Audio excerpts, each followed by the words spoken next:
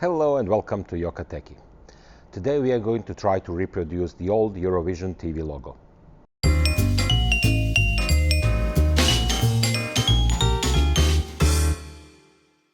I found recently this article on Logosmith website where they talk about making of vintage Eurovision TV logo and they praise workmanship and creativity of the people who created it.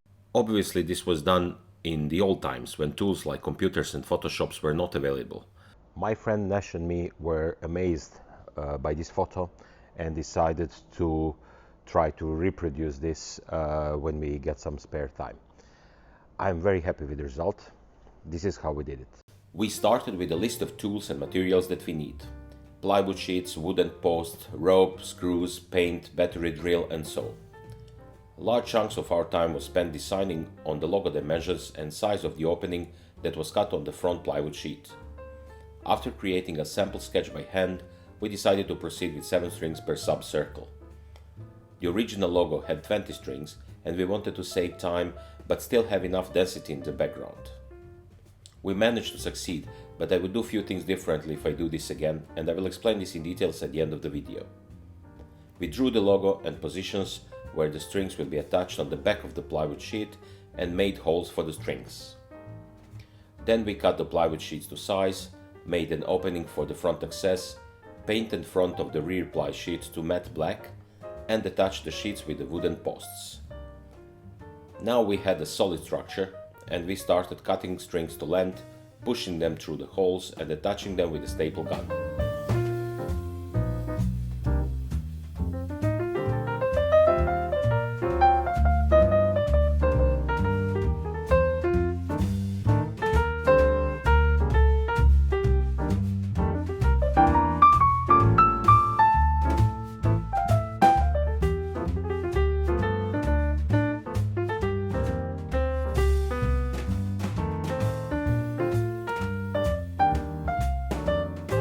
We mark the center of each subcircle and try to position each string so it passes over the center.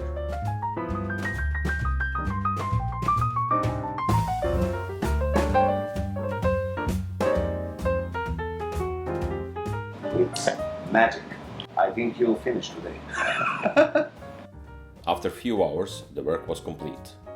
What remained was to fix the Yokateki logo to the center of the screen and start our photo shoot.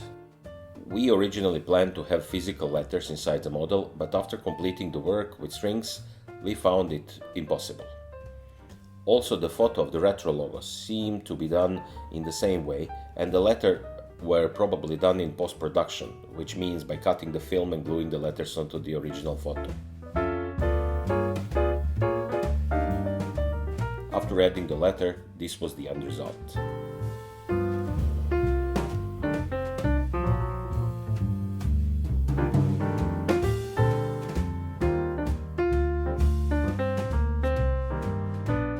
If you compare the original photo, you can see that that ropes that belong to one subcircle meet at single point in 3D space, while our ropes vary differently in distance from the sheet. And it would look much nicer if we could follow what was done originally. To achieve this, we would need to have more distance between the front and rear ply, and also the opening at the front would need to be smaller so that we have more space for ropes to be attached in the back side. Another thing that I would do differently is to get a stronger stapler. We had to hit each stapler additionally with a gun, which caused a lot of ropes to lose tension. I hope you enjoyed the video. Please don't forget to subscribe to Yokateki for more interesting videos. Ciao! This is his car. As you can see, the studio business is not so bad.